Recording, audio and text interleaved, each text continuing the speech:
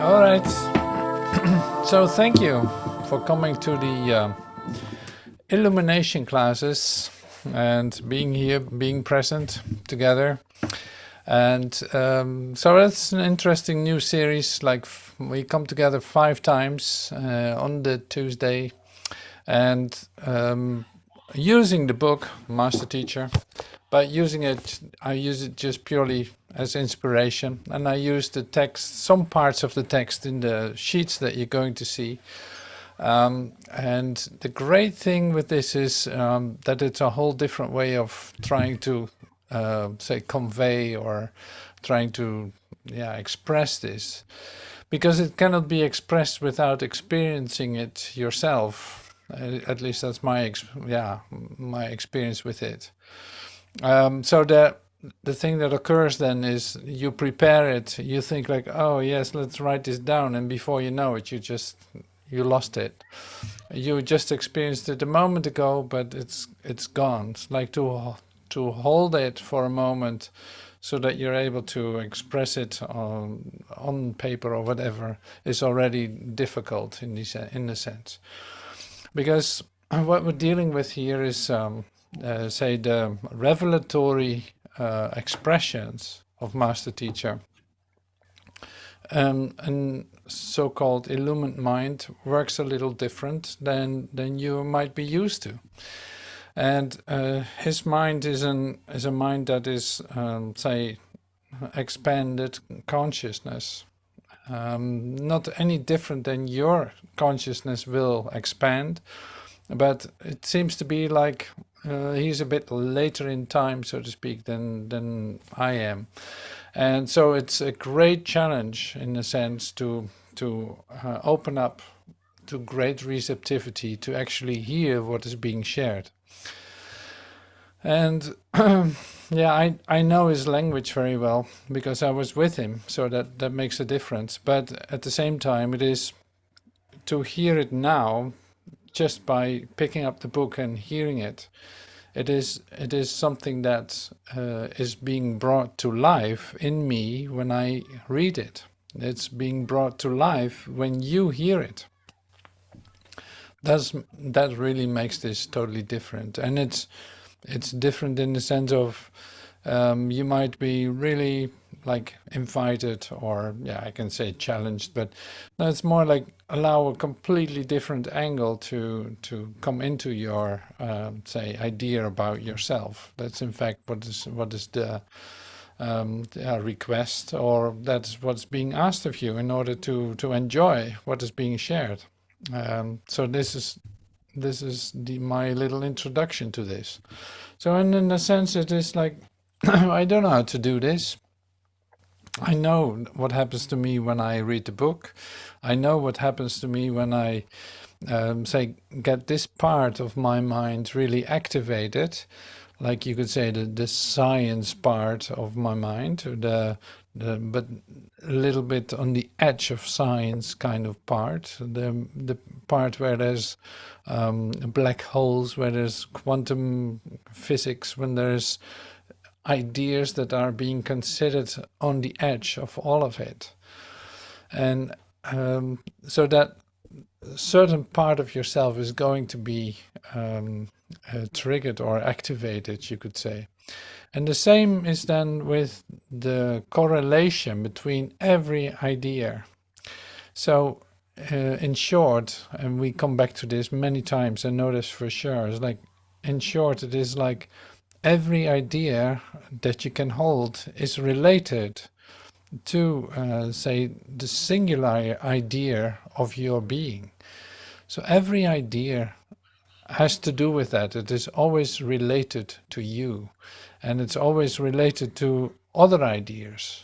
And so there's a relationship, and this is maybe good to say that, like there's a total relationship between everything, if you want, like between everything. As a human being, you learn to think in separation and in certain fields in which you're interested, in certain aspects of the, say, human society or of your existence that you are interested in. But here it is like we're actually doing it the other way around. So the symbols that are being shared, the knowledge that you have on certain fields is directly related to astrophysics, or is directly related to quantum physics, or who knows how this is going to be. But never, like never is there a separation idea related to it, because it's all referring back to singularity. And that's a whole, yeah, in a sense, a whole new way of experiencing yourself, but also of thinking or listening, especially listening.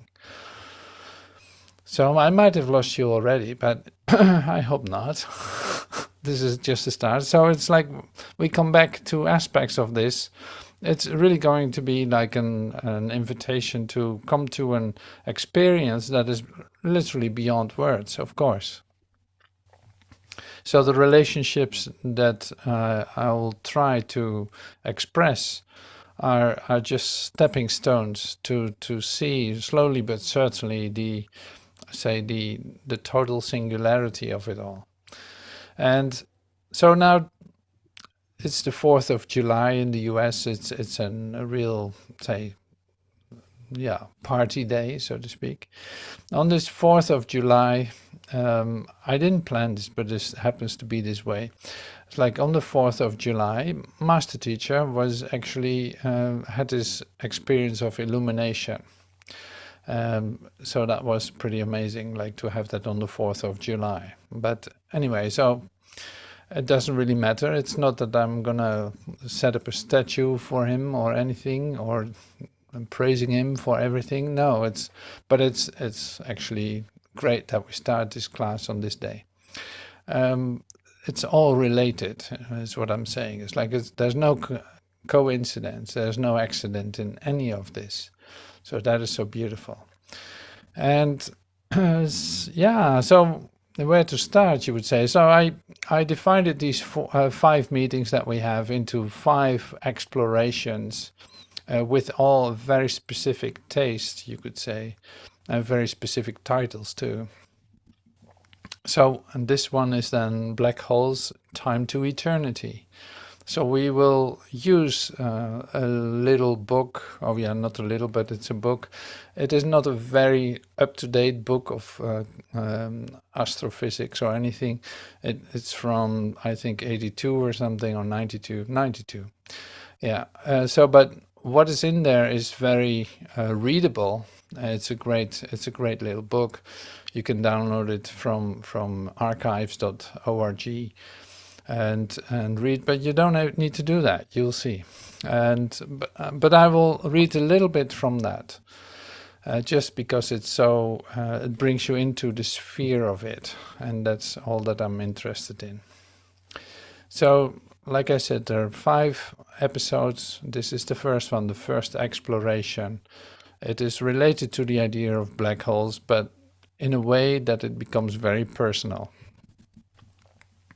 So you will hear something new related to that, and not only hear it, but also start to see it in a different light, and that's really lovely.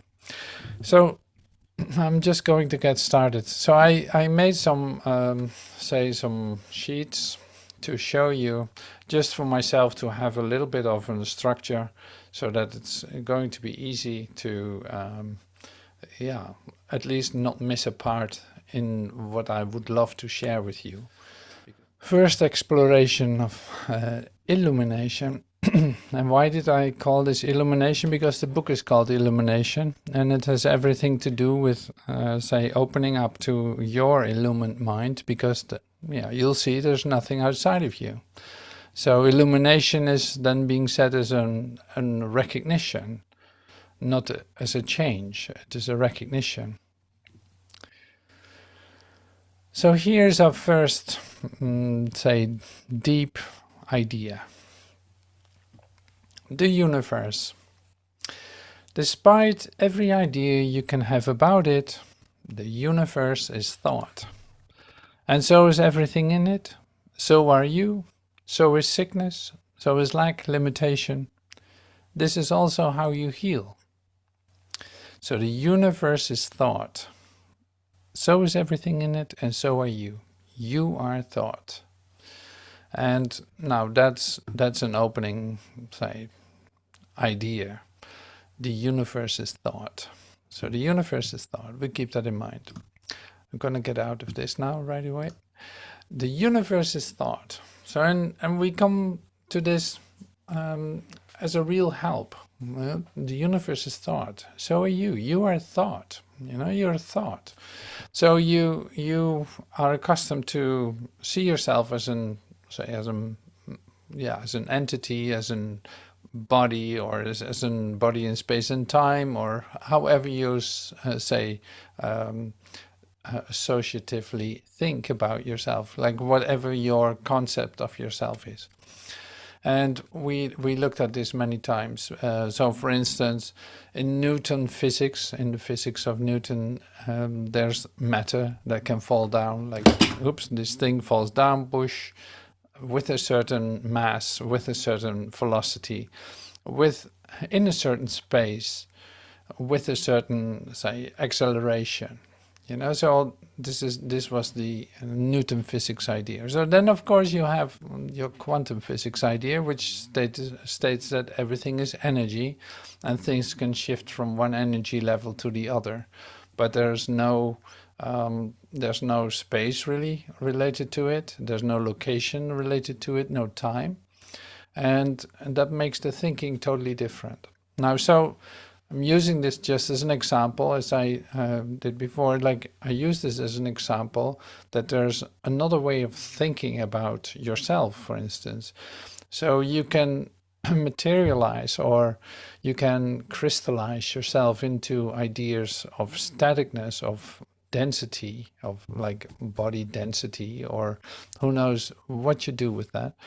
Like to give yourself a location, to give yourself space and time. Like, yeah, 10 years ago I was lighter, I was not so heavy as now, I need to do some sports, and you got all kinds of reasons to actually work with your ideas.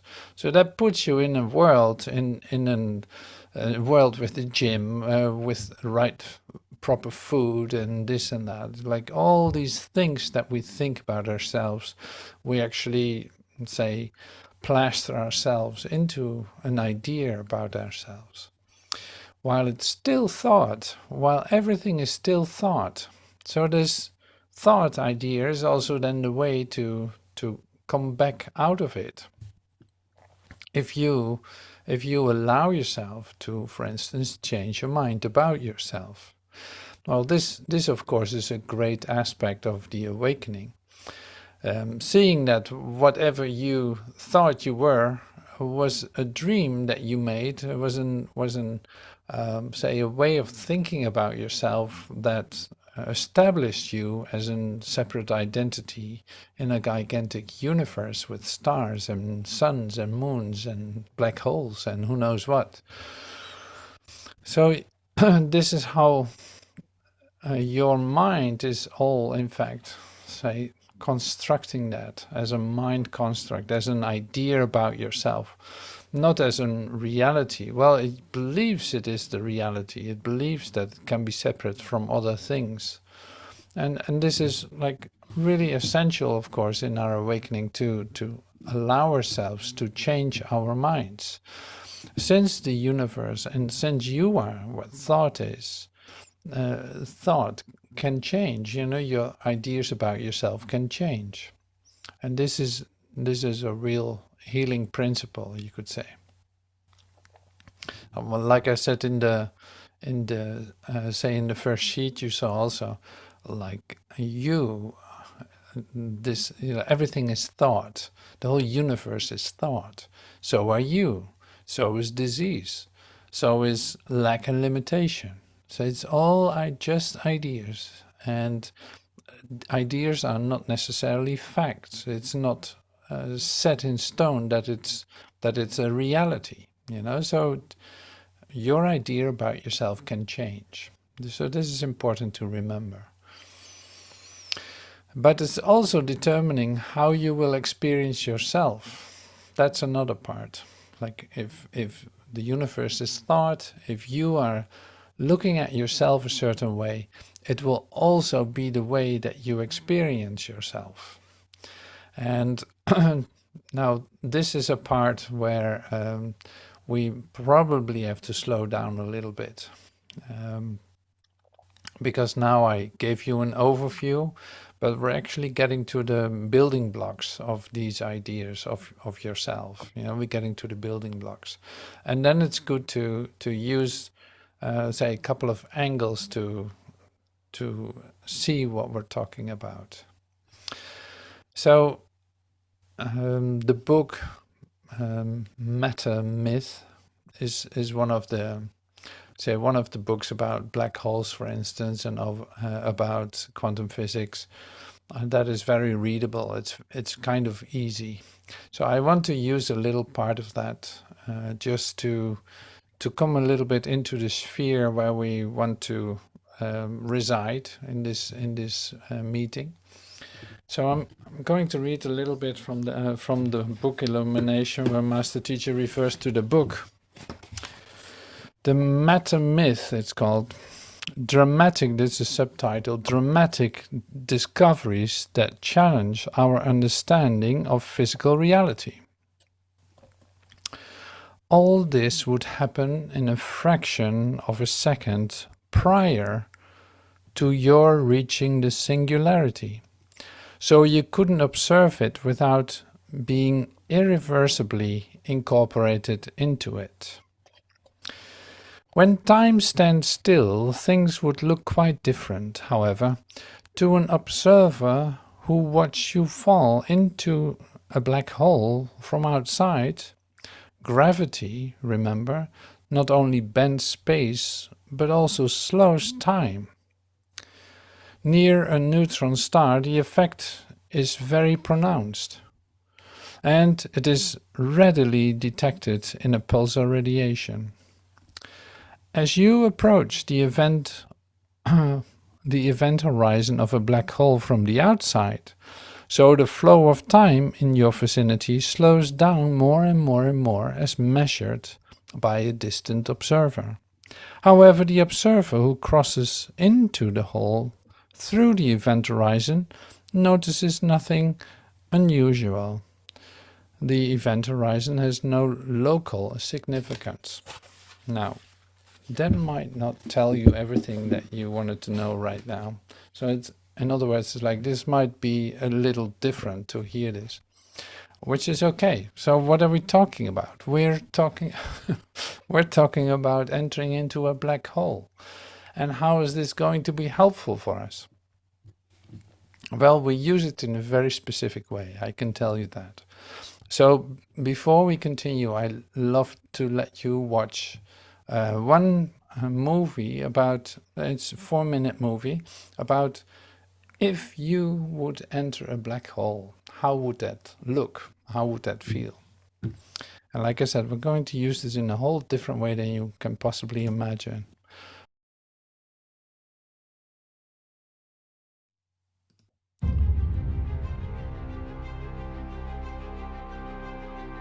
How much do you know about black holes? What would happen if you fell into one?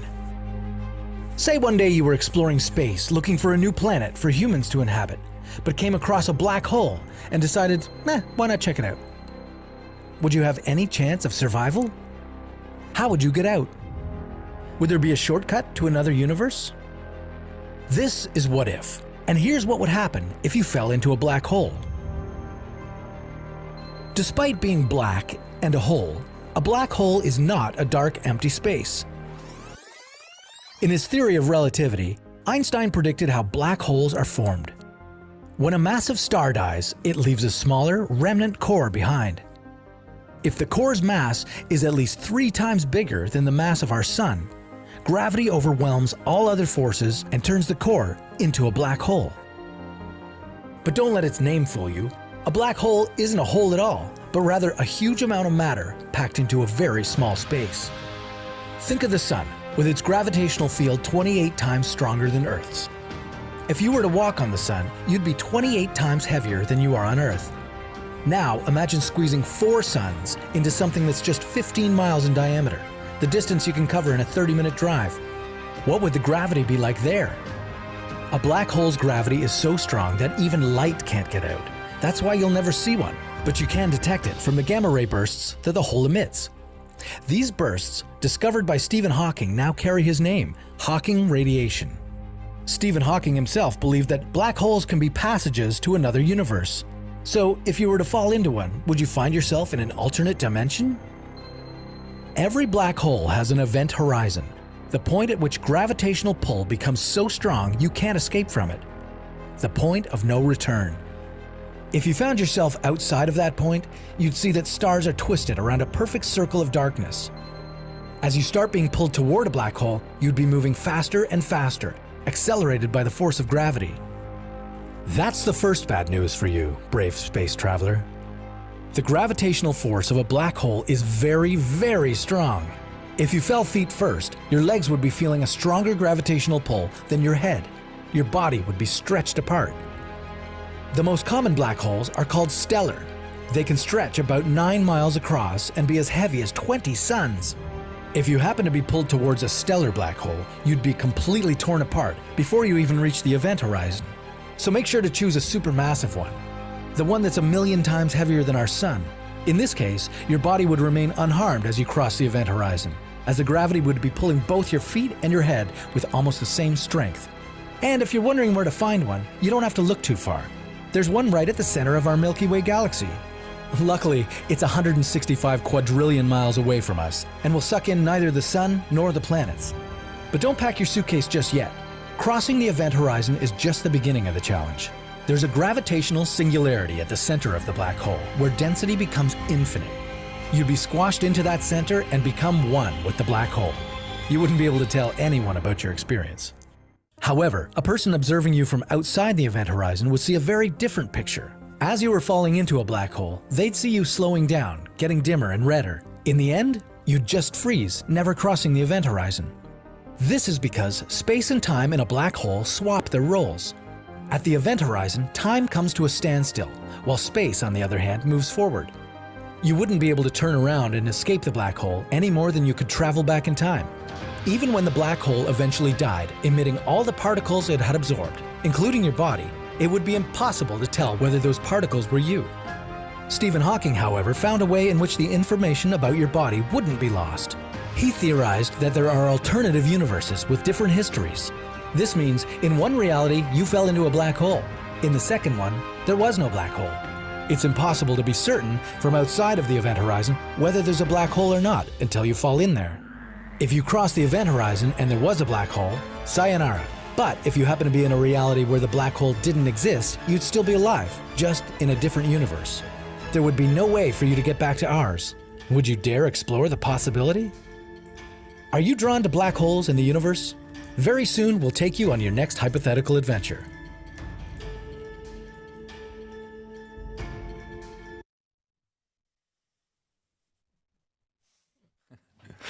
I love it. That always feels very good. I love it. That's great. Great stuff. So, like I said, we're going to use this in a very different way, because the last thing you would expect is, so the question, what determines what you just saw? So what determines what you just saw? What I mean to say with that is, what was responsible for the way that you saw the video? What idea about yourself was responsible for that? I hope that's a clear question, because it's an interesting idea. It's like, what is the limit, you could say, what is the limit imposed on the video that you just saw?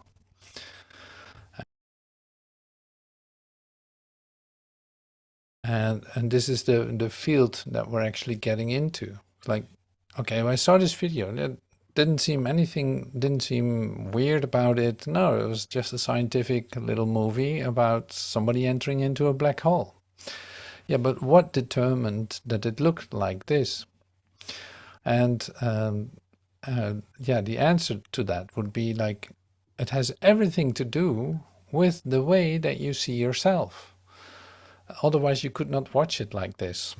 And what I mean with that is this: it's like your idea about yourself. If you think that you're a separate identity falling into a black hole, then you actually see that yeah, then it becomes an object going into, in fact, like looking in a Newtonian physics way to the whole setup. And this is very limited, of course. This is very, yeah, it's almost like old-fashioned to look at it like this. So there's a whole different way of looking at this, and we didn't see that in this video. So now I know that I say put one new idea on top of another. Like, okay, this was your introduction to black holes. Maybe you're an expert in black holes, I don't know. But if not, this was an introduction into black holes, just as the little description I gave a moment ago. So now I'm asking you to look at this video in a different way. Are you able to do that? You know, this is like, yes, that's possible. We just saw this, that say the universe is thought. It is an idea. You know, it's an idea that you hold. So all these aspects that we just saw in the video is also an idea. Thinking that you as a separate body identity can fall into a black hole and that would have a certain occurrence. And then even an observer watching it from the side. But who is the observer? Who is the black hole? Who is the one falling into it? So these are just some questions. I'm not going to answer them all right away. So I'm going to continue. But there was just a little bit to get into the field that I'm actually trying to express to you. And you got it. You got it. Even though you don't know the answers, maybe that doesn't matter. And so this was the first one. Despite everything, every idea that you can have about it, the universe is thought. And so is everything in it, and so are you. So this is good to know. The Meta Myth, the little book that I was just reading you from. Any idea you have about solidity and matter is still a thought in your mind. Any matter idea is an expression of an idea of separation that never took place and is nowhere. Any matter idea is related to the ideas of space and time, which in reality don't exist. Every action in time is an expression of matter. So I turn it around here. So now this is another pile on top of it, so to speak, or this is maybe clarifying something. Any idea you have about solidity and matter is still a thought in your mind and also related to separation. Like it's matter taking place in a time and a place, and the place is nowhere because there's no such thing as time and space except in our idea about ourselves. So any matter idea is related to the ideas of space and time, which really don't exist, is what I said. Every action in time is an expression of matter.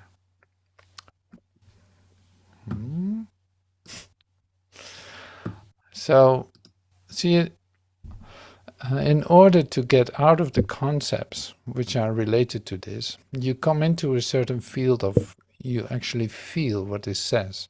Like you might not understand it, but you start to feel what it says. Like you come to a receptivity that is a little bit different than you're used to, but very helpful in this moment that we meet.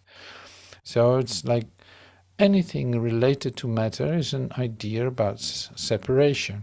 So all this, and there is no separation, except if you believe there is separation, because everything is an idea. So you could say like these ideas, when we share them, they can actually give you directly an experience of beyond all this. Because that's where it's referring to. The same as I would say, like, who is the observer? Who is the black hole? Who is the one falling into the black hole?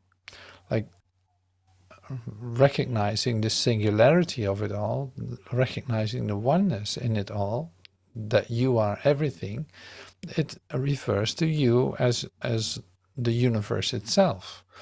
And see, this is a reference to an experience of you. And you might not accept it completely, you might not understand it, but it's more like in these explorations to illumination, in these explorations, we actually have an opportunity to open yourself up for these ideas. And opening yourself up for these ideas will give you experiences related to these ideas. Like that part in your consciousness is activated and recognizes it. It is not impossible to experience this. And it's also not impossible to hear what I'm saying or to experience what's being offered. And that's the loveliness. That's like, that would be the only motivation to share this, really. So for me to read the book, like I did this morning, I prepared this class and I read the book. I read the chapter in the book over and over and over, some of the lines. You see that what happens is you come into an experience of what it actually says. And this is not any different than what we just related to in the, say, in the description of the black hole, that you actually become so in it that you become it. Like the pressure, the material pressure is so intense that you actually become it. And whether that's physical or not, I leave that in between. But it's more like in your thinking as a human being, you think separate thoughts. You think thoughts, and you forget that you are the thought. And here's a real crossover, you could say. Here's a real bridge to a new experience of yourself. So it's not the thinking about things is not what it is, but to be the thought is being in the experience of the idea itself. And that is an incredible gift, but very new. You know, it's very new in the sense of this is something you have to discover. So I can have all kinds of experiences of, for instance, say a word as resurrection. I can have all kinds of experiences about healing. I can have all kinds of ideas about ascension, even about expansion of mind. So until you experience it as being that thought, you know, you in fact include yourself into the idea. You become literally the idea. And to human beings, as actually the only species that has a problem with that on this planet, you could say, like to human beings that is really different. They love to think about things, but to become that, like to become unlimited happy, is a scary idea to many human beings. So to you could say to name an animal, like to a dog. Being a dog is what it is. It is that whole idea of darkness, of being a dog, darkness. I call it darkness now. It's like a dog has not a thought about it. He is what he is, and makes it in that sense authentic in itself. So now human beings have thoughts about themselves. I have a thought, I think about myself that I'm blah blah blah, or that I'm doing this and that, or who knows what idea I have, or that I'm good looking, or that I'm not good looking, or that I'm happy, or that I'm sad. I have all kinds of ideas about myself, and I cannot be that.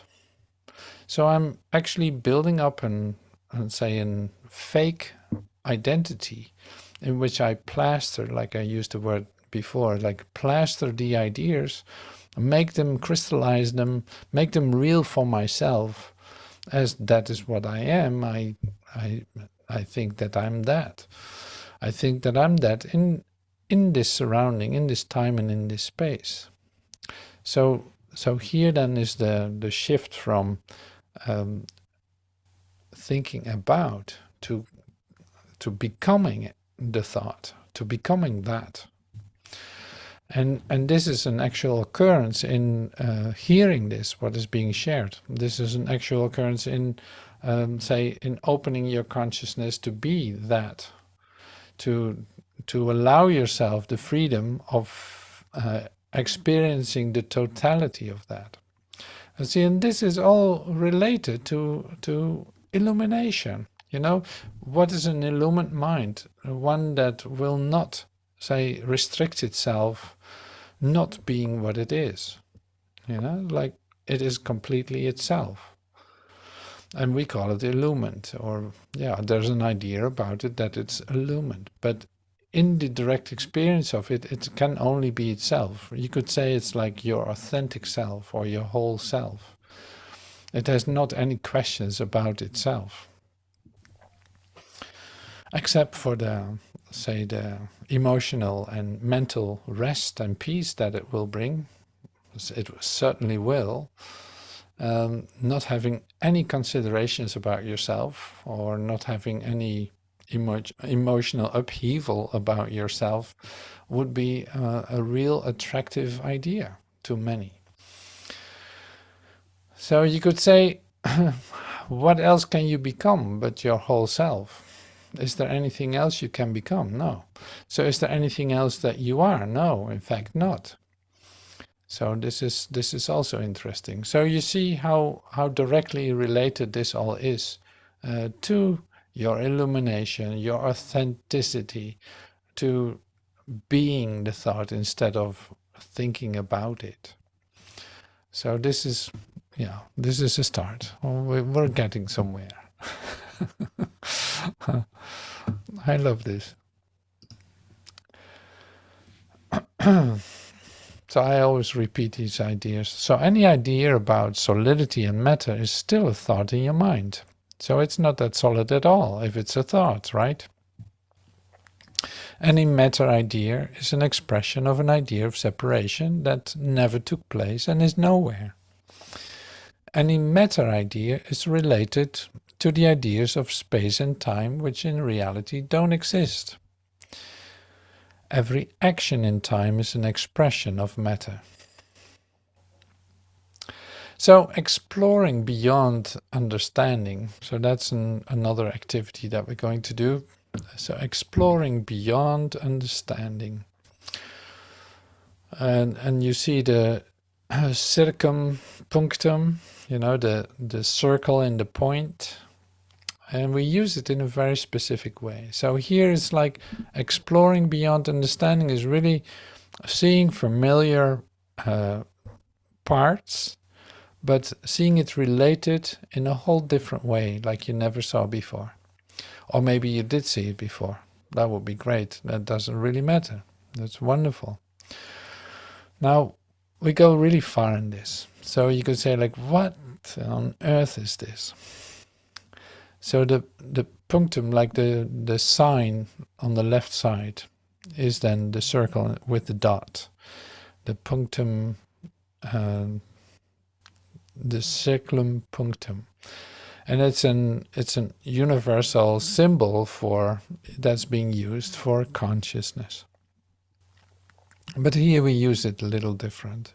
You could say, like, the dot is a circle, right? The dot is a circle. It's the smallest circle you can possibly imagine, like made with one dot. Okay, so let the string theory overwhelm you. So what is the string theory? A circle is a dot, the alpha and the omega.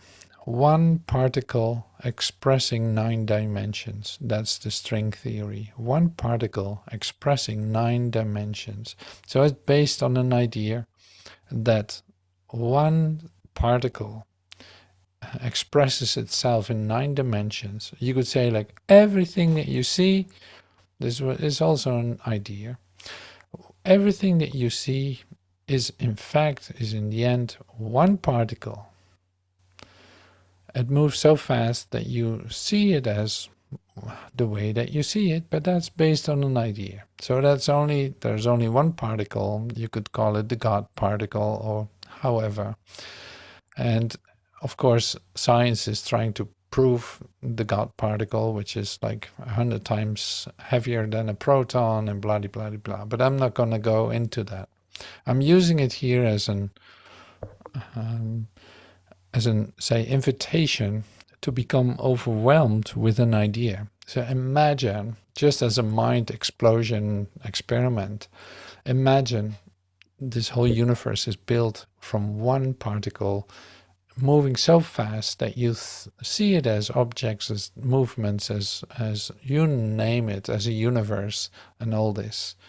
But it's actually just one particle moving. See, now you can say like, well, that's a stupid idea. I have no idea. It's like, no, no, no. The invitation is to let yourself be overwhelmed by it, to really dive in it for just a moment, not to understand it, but to explore beyond your understanding. That will, say, offer you the possibility of experiencing something that you never experienced before.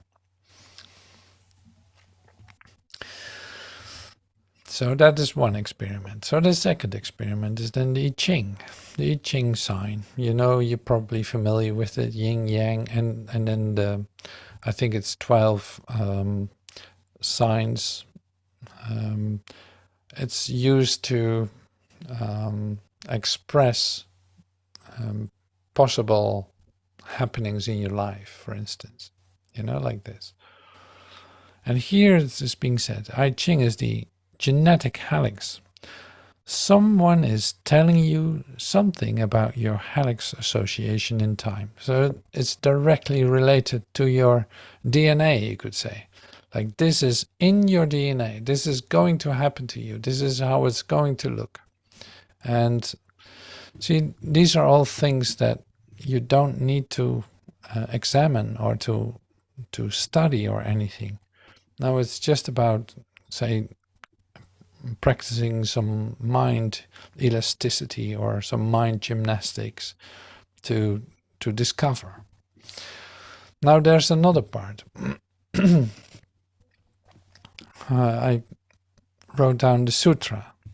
The sutra is the string theory we were talking about. Sutra, in fact, what you see in the Hinduistic tradition, the sutra is the expression that gives you the, say, the red thread in all that is happening. You could say like the main occurrence that is happening. So it's a thread. That's why I made this little illustration with a red thread. The sutra is so the thread is also a string then. So it's a string. The sutra is the string theory that circle in a dot. It can become a genetic code, the old Hindu teaching. The difference between the beginning and the end is what time is. So if there's no end and no beginning, you see that all is one and that it's like a whole part of it all.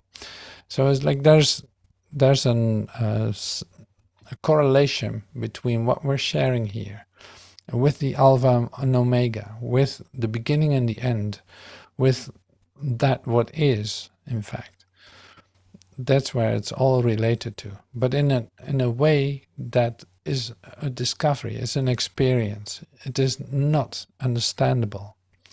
But here's the invitation to just for now consider it and go into one of these ideas just to see the possibility of discovering something for yourself. So and these sheets are of course available after the meeting too, so you can take some time to dive in it or find somewhere a little booklet about it, or who knows what. Like there might be something in there that will help you to explore beyond your understanding.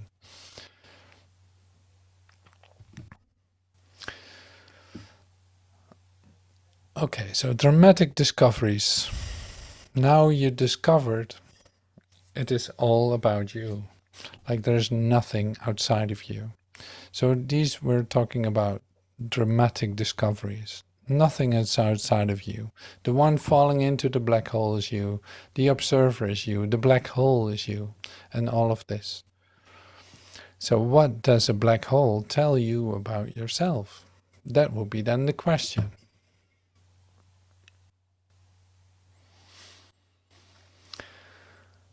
Seeing beyond your ideas. So to enter a black hole and emerge again would mean, and now we're really getting into something here. To enter into a black hole and emerge again would mean to a distant observer, they would have seen you come out before you went into the black hole. So you come out of it before you went in. Now here's a relationship with that and the miracle principles that we know from A Course in Miracles.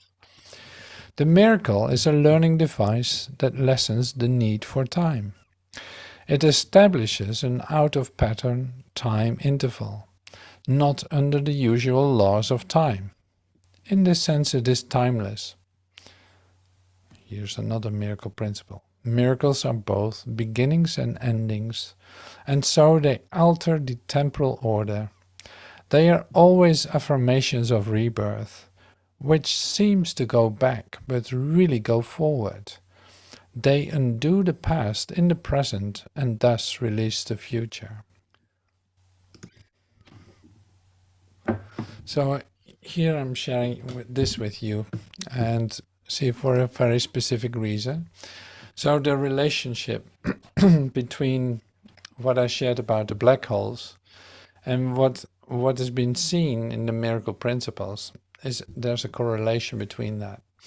And you say like, well, but the black hole is me too, right? It is not anything else. It's like, but here's something really to discover. You could say like, to experience a moment of communication with your creator, which is the practice that we do, like entering into a moment of communication with your creator. What happens? And the idea, for instance, of dying daily. Like, what is this dying daily? You could say the dying daily ideas, having these experiences of yourself being so compacted into your matter experiences of yourself, as your human identity ideas about yourself, like dying daily to your humanhood would mean like all ideas that you carry with you about yourself, which are always matter related, cellular, physical, emotional, time related, all that comes together. In fact, comes together under such pressure, under such, almost like a magnetic pull for you to come into your own, black hole, if you want. And like, what happens then? What happens in the black hole when you would enter in and matter is being pressed down, like they compared it to I don't know how many suns, putting it back together into a little ball of 12 miles diameter. So that's well compressed, you could say. So this is you in your dying daily experience, being pressed together, feeling the emotional burden related to it, or the emotional charge of it, and seeing that by allowing that to occur and letting yourself even be pressed even more, allowing yourself to fall apart in your ideas about yourself, seeing that you can be freed of it and enter into a moment of release and communication. So this is the opportunity of that. So that is then related to the black hole experience of yourself. So to die daily. So that is yeah, that's the practice, you could say. So there was another one. I just lost it, so I'll bring the sheet back for just a second. Oh yeah, so miracles are both beginnings and endings, and they alter the temporal order. So you are familiar with this. I'm referring back to your own experiences in this. Like when you in your awakening discover for yourself, like there's a real progress that is going on. Like I see things change a lot. Now suddenly there's a fall back. It appears as a fall back, that something from your past is coming up, and suddenly is so in your consciousness. Of course, with the purpose of healing, but it is like an old idea. And it seems like, oh God, now is that coming back to me? I can't believe it that I still have to deal with this. So then, of course, it is an opportunity for healing, and that can definitely take place. So in this miracle principle, it actually says, like, don't let yourself be discouraged by the idea that it seems to go backward. Actually, you're going forward, because the actual occurrence that is taking place is is a collapse of time. You could also say you go deeper into your generations of forgiving the past.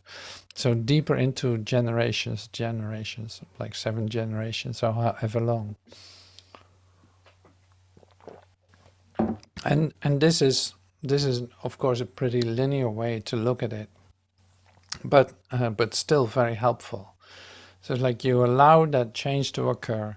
Suddenly, in the healing of that, you you literally are in a vertical alignment. You're being raised up, lifted up, uh, and suddenly this whole charge on this whole density is being converted into a light experience of yourself, into the direct communication with your creator, into a moment of an, you could call it a holy instant, or a click, as Joel would say. It's like suddenly there's a click and something really changes.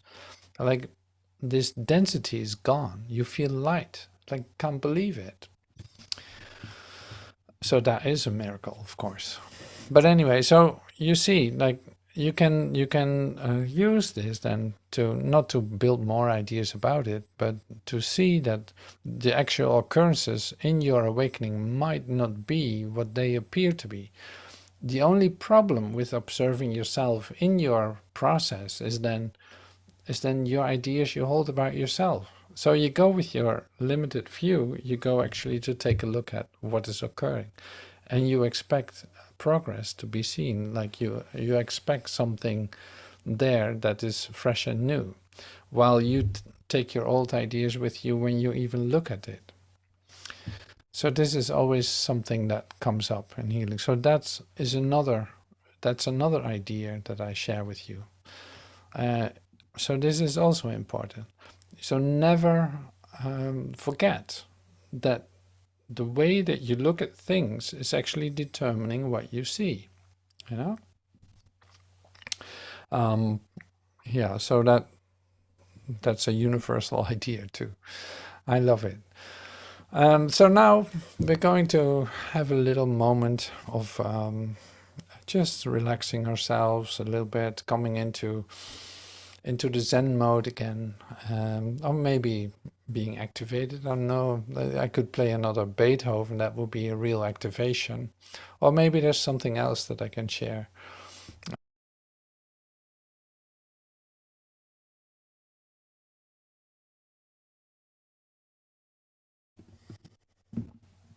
Thank you, Beethoven. That's wonderful. Thank you so much. All right, so Bill shared some ideas with us. I really like it. Thank you for that. So one of the ideas that Bill was saying is like, how come that it is so nice when thoughts come down? You know, when thoughts come down, it becomes naturally peaceful. So is peace prior to thought? And this is really interesting. So I'm using this just as an example. from the ideas like, how are you looking at yourself when you see it like this? It's like, so apparently there's something that have thoughts and they are disturbing peace. And then there's peace, and it seems like the thoughts are in competition with it in a certain way. When they calm down, there's peace. When when they dissolve, it becomes peace. And Bill reminds us of the idea that thoughts have no power. So, and it's like, okay, no power. Yeah, right. But what is then the difference with the idea that I shared, that you are the thought? So you could say, like, when you are the thought of peace, you are what peace is. You know, you are what peace is. So there's no thought about the peace. There's the direct experience of the peace. And this is like the, you could say, like, this is the transition that you're in your awakening. You're transitioning from having ideas about it to the direct experience of peace, and suddenly it is there. You have your experience of peace, and suddenly you're in your thoughts and you have ideas about peace. I read ideas about peace in a book, or I read a prayer reminding me of the deep peace that's within me. But that's an idea I hold about it until I actually hear what that says, and I become what I read. I literally become the peace that I am, letting any ideas that are related to it go, but becoming it. Well, this is the directness, you could say, or the direct revelatory idea of peace. So that's one thing then, and Bill shared more. It's beyond your understanding. It's beyond your perception. And we say this many. I say this many times. I know in the classes, like, it's beyond your understanding. Peace is beyond your understanding and beyond your thoughts about it. So beyond your understanding and beyond perception, you will not be able to observe it. So this. Thank you for putting anything in the chat or writing to me later on in email. That's really lovely, because this is really, say, an opportunity to let something be started in you. You could say, like, to do an experiment with yourself, to explore, to use this as an exploration more than anything else. Oh yeah, here's one. There isn't anything out there that isn't you. So this is another part that's also very helpful. So you see, we go through different stages in this moment together, but it's all related to the same idea. It's like, there isn't anything out there that isn't you. So we saw this with the black hole, but we also see this with peace. We see this with happiness. Like, there's no happiness that is not you. There's no happiness. You cannot have thoughts about happiness. You are that. You know, that coming into your illuminate mind, so to speak, coming into your illumination, you recognize that is what you are. And you cannot have thoughts about it. It would be meaningless. Okay, so why be afraid to release your ideas if there isn't anything outside of you? There's nothing out there. So why be afraid to release your ideas? And here's the invitation then, to allow the natural metamorphosis of your own mind. You are everything going on in your own awakening. You are everything going on in your awakening. You start to recognize the light in your brother and discover that he is you. If you don't hold it together, it will fall apart. Like, your ideas will fall apart, and your idea about yourself will fall apart, and you will be the divine mind of God. So talking about peace here. So there isn't anything outside of you. Everything that's happening in your own awakening is going on in you.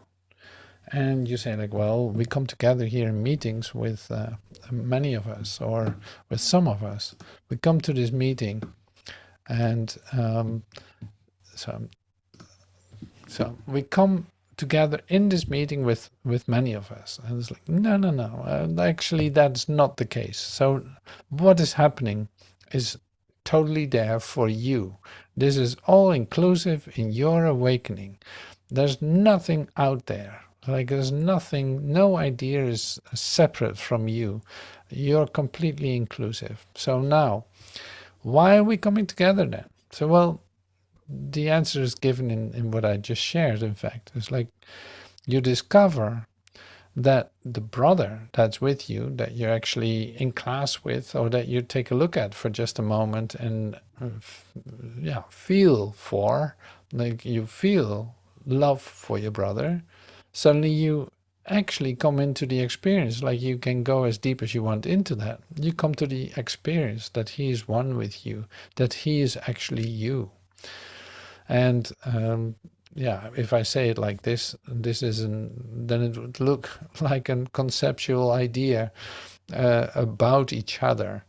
Like, and this is then you're missing it. You're missing it again. It's like, no, there's no ideas about this. This is an invitation to an actual experience of that. So if we are of one mind, if I'm of one mind, if I'm completely related to every aspect of creation, I'm a whole part of that. That is going to be my experience. If I am that. If I, as it said in the sheet too, if I release all my ideas about it, I become, literally, I come into the full expression or the full embodiment of the divine experience of myself as the universe. I literally become the universe. Now that's an expanding idea. So this is great to let yourself be overwhelmed with, because you literally start to recognize that in yourself as your true identity, as your true self. Like, so you can say like, well, that's too extreme. It's like, no, it's just all inclusive. So there's no separation. There's no separate thing. There's no separate you, or a separate entity, or a separate planet, or a separate earth, or anything like this. Like, none of that occurs. No, this is really you coming into your totality, into your wholeness, into your whole idea about yourself. And not about yourself, you become the idea. And this is like the recognition of your illumination. It sounds simple. It sounds simple as an idea about illumination. But now you have the opportunity to come directly into the experience of illumination. So this is in fact your path to enlightenment, to your illumination. By including everything in, by forgiving everything, you could say, like to see your oneness with everything, to see that the brother that you fall in love with, you're completely a whole part of it. He is you. There's no separation. There's nobody doing anything to you. There's no universe out there without you. It's like it's you. Well, see, there's a lot of homework connected to this, and which is really going to have its own path for you. So this is also what I want. Like, it's not that I'm determining or telling you what to do at all, but for sure it can be an invitation to a further exploration for yourself. Like, well, I have no idea what these black holes are. I got to see more of that. Well, you go ahead and do that, or read a book or about it, or who knows what. But at least it's like, find a way, and you don't have to look for it. So you don't really have to search for it. It will literally come to you. But it's like there's a provision of you coming into the direct experience of your selfness, if you want.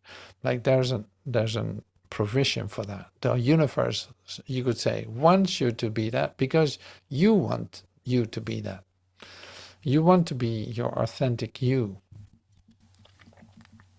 And it's not that you have to build more ideas about it, because all these ideas will be released.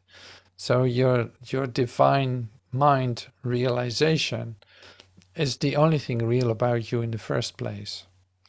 So you don't have to go through exhausting yourself with deep research and all this, but it can definitely be fun to say challenge or to invite yourself for further exploration. Well, if you do that, or if you even consider it, this is already very successful to me. It's like, well, yeah, absolutely. If you get a little bit in what direction I'm going with this say meeting of this exploration, it is great. You're gonna have so much fun doing so, because you start to see relationships that you never saw before, relationship between ideas. It is just a way of looking at it that is going to change, that you allow to change. And considering first the relationship between all of it, instead of the separation or the analysis of aspects of it. Like, no, this isn't. Now we're going to put this all together. Let's see. We know all the ingredients, or we know many of the ingredients, but now we're actually making a meal of it. Or you could say you can make a symphony out of it. We know the notes sound like this, but now actually a masterpiece is formed. And that masterpiece is my discovery of my relationship with every aspect of this. And seeing that I am that. All right. Well, this was a good start. I'm happy that that we got this far. That's really great. So I'm really thanking you for your attention and your openness to receive this. And we continue the next time with the next exploration, which has also a very specific title. I'll look it up. The next one is Dream a Light Dream. So that's a bit more in to the common expressions that we use in other classes, but dream a light dream. So who knows what kind of discovery that's going to be, an exploration. So thank you so much for your presence here, and see you before you know it. Or maybe I see you prior to this meeting when time is collapsing. Who knows what's going to happen? Thank you for this.